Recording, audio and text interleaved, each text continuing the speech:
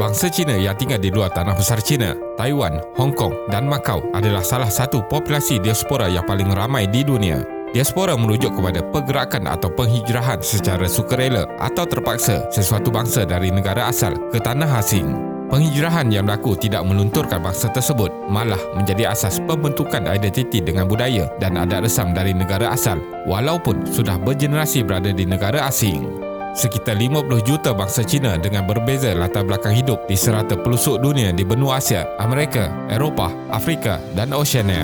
Fenomena Chinese diaspora ini mula terjadi apabila negara China membuat satu reformasi dan mula membuka ekonomi di peringkat global pada lewat tahun 1970-an.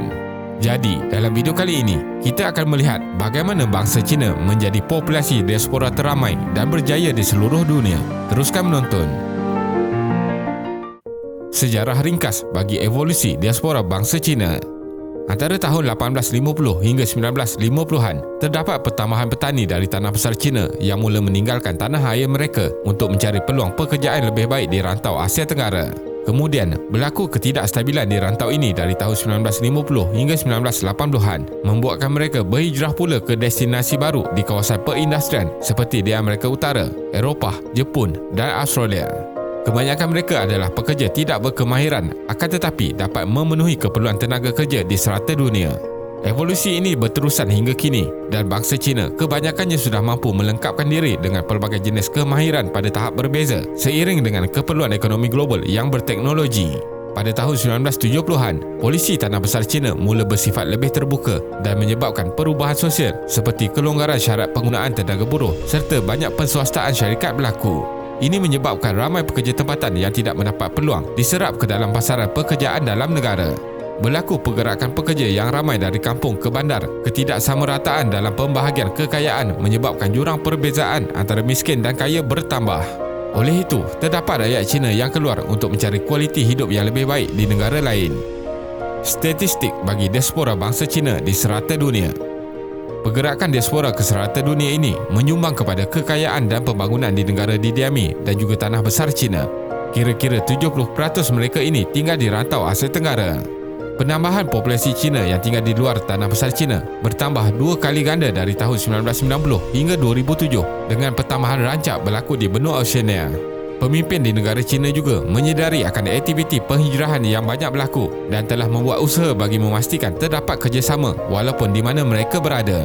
Sebuah organisasi dikenali sebagai All China Federation of Returned Overseas Chinese bertanggungjawab memastikan koordinasi antara rakyat yang berhijrah keluar dengan kerajaan China di bawah pemerintahan Chinese Communist Party (CCP). Benua Asia.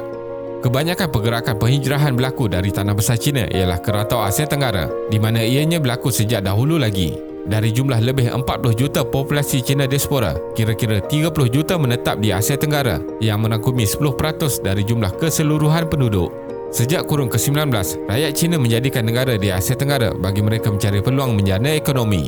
Kerajaan negara China juga membuat polisi memudahkan migrasi rakyat mereka dan hubungan berkaitan budaya asal tidak pernah dilupakan. Ia dapat dilihat kebanyakan rakyat dari negara China mempunyai kemahiran dan tahap pendidikan yang bagus datang ke negara-negara di Asia Tenggara. Komuniti yang paling ramai adalah di negara Thailand, Indonesia dan Malaysia. Di negara Thailand, kira-kira 9 juta orang atau 11% dari jumlah rakyat negara tersebut berbangsa Cina yang kebanyakannya tinggal di bandar besar seperti Bangkok. Di Indonesia, populasi bangsa Cina meningkat sejak 20 tahun dahulu dengan jumlah kira-kira hampir 3 juta orang. Mereka kebanyakannya menetap di bandar Chinatown di Kepulauan Bangka dan Barat Kalimantan. Di Malaysia, populasi kaum Cina mencapai 22.6% dari 32 juta penduduk Malaysia. Negara-negara di rantau Asia Tenggara yang lain juga didiami bangsa Cina seperti Singapura, Vietnam, Filipina dan Myanmar. Amerika Utara. Sejak sedekat yang lalu, kemasukan rakyat Cina ke Amerika Utara mula meningkat. Pada tahun 2010, populasi bangsa Cina di Amerika Syarikat seramai lebih 3 juta orang. 1/3 darinya ialah berketurunan Cina Amerika akan tetapi tidak mempunyai kerakyatan Amerika Syarikat. Menurut data bancian di Amerika Syarikat pada tahun 2011, separuh dari pendatang yang masuk ke Amerika Syarikat adalah dari Asia dan kebanyakannya berbangsa Cina. Namun, ketegangan politik, ekonomi dan undang-undang yang ketat antara dua negara Amerika Syarikat dan China dalam beberapa tahun lepas menyebabkan semakin kurang kemasukan rakyat Cina ke negara ini. Bandar Chinatown yang paling lama terletak di San Francisco, manakala yang paling besar terletak di Bandar New York. Di Kanada, rakyat Cina adalah populasi teramai selain penduduk dari Eropah, iaitu kira-kira hampir 1.5 juta orang.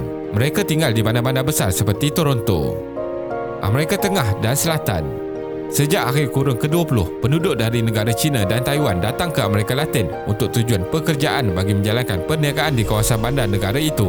3 negara yang mempunyai populasi bangsa Cina yang ramai ialah Panama, Nicaragua dan Costa Rica.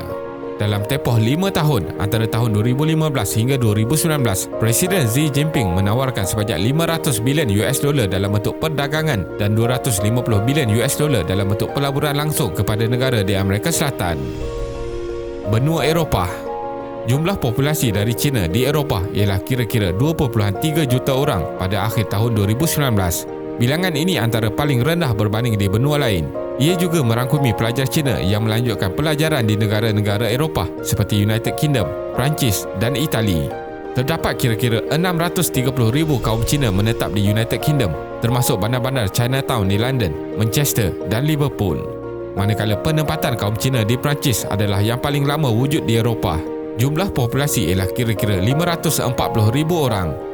Di Itali pula, populasi Cina paling banyak berkembang di Eropah dari 70,000 pada tahun 2008 kepada 330,000 pada tahun 2011. Benua Afrika.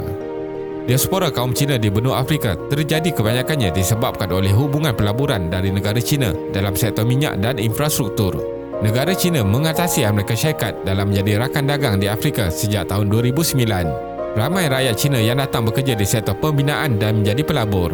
Pada tahun 2019, dianggarkan 1.1 juta bangsa Cina menetap di benua Afrika, kebanyakannya di bandar Johannesburg, Afrika Selatan. Benua Oceania. Kurun ke-21 adalah gelombang kemasukan rakyat Cina ke benua Oceania, di mana ianya antara usaha kerajaan negara Cina untuk mengembangkan ekonomi dan kepentingan strategik di negara Australia dan New Zealand. Pada tahun 1980-an dan 1990-an, etnik Cina dari Hong Kong, Taiwan dan juga Asia Tenggara mula turut memasuki Australia selain penghijrahan penduduk dari tanah besar Cina sendiri. Sejak tahun 2000, kaum Cina yang mempunyai kelebihan dari segi sosial ekonomi juga berminat datang ke Australia disebabkan peluang pendidikan dan tahap profesional yang ditawarkan di negara itu. Sekarang ini, seramai 1.2 juta bangsa berketurunan Cina, di mana 41% lahir di tanah besar Cina tinggal di Australia. Di New Zealand juga, populasi rakyat Cina semakin bertambah dengan cepat. Menjelang tahun 2043, 1/4 dari populasi rakyat New Zealand akan terdiri daripada bangsa Asia, iaitu sebahagian besarnya adalah dari China. Populasi dari Asia ini akan melepasi angka 1 juta orang di antara tahun 2024 hingga 2027, iaitu melepasi kaum asal Maori di New Zealand. Kesimpulannya, negara China telah berjaya melepasi peranan yang dahulunya hanya menerima pelaburan luar kepada gergasi ekonomi dunia yang mampu melabur nilai berbilion dolar di negara lain. Pada ketika ini, rantau Asia termasuklah Asia Tenggara mula menjadi pemangkin kepada ekonomi dunia dan China bakal menggantikan Amerika Syarikat sebagai gergasi ekonomi global pada tahun 2028. Polisi kerajaan China dilihat banyak membantu merealisasikan misi ini dan jaringan ekonomi sesama populasi diaspora China ini adalah satu cara penting mencipta hubungan efisien antara tanah besar China dan pelbagai negara di dunia. Terima kasih kerana menonton dan jangan lupa subscribe. Jumpa lagi.